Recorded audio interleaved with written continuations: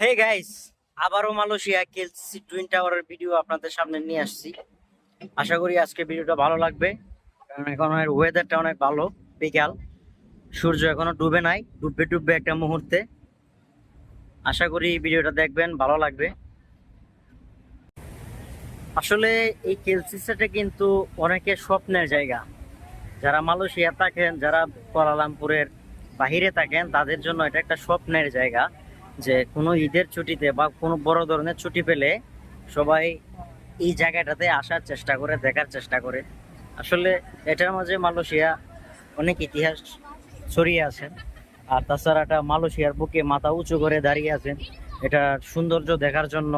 এটার সামনে একটা পিকচার ওঠানোর জন্য অনেকেই দূর দূরান্ত থেকে যখন ঈদের ছুটি বা বড় কোনো ছুটি পায়, তখন ছুটে আসেন এই জায়গাটাতে।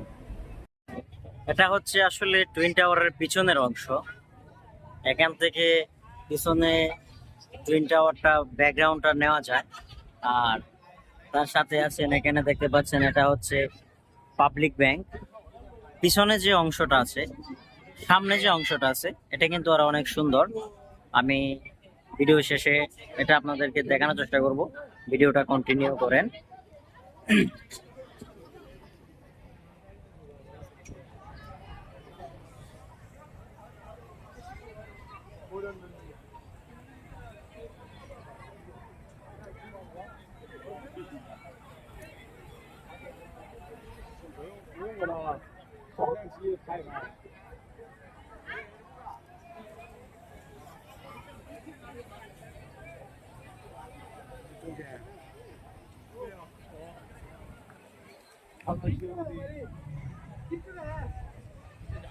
বিভিন্ন স্কুল এবং বিভিন্ন কোম্পানি থেকে পিকনিকে আসেন, ট্যুরে আসেন তারা।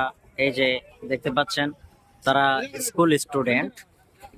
এখানে কিন্তু মালয়েশিয়া এবং দেশের বাহিরে অনেক পর্যটন এখানে আসেন এই অংশটাতে ছবি তোলার জন্য।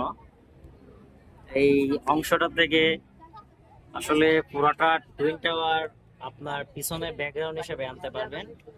যে কারণে পর্যটকরা এই জায়গাটা সবাই বেছে নেয়, এখান থেকে সবাই ছবি তোলার চেষ্টা করে। এই সেই টুইন টাওয়ার, যেটা 2011 সাল পর্যন্ত বিশ্বের সবচেয়ে উচ্চতম ভবন ছিল, এখন যদিও সেটির রেকর্ড ভেঙে বুর্জ খলিফা প্রথম স্থান অর্জন করে আছেন। দ্বিতীয় স্থানে অর্জিত আছেন মালয়েশিয়ার মার্দেকা মার্দেকা নামে যে ভবনটি আছেন। এটি আসলে বিশ্বের দ্বিতীয় বৃহত্তম বিল্ডিং।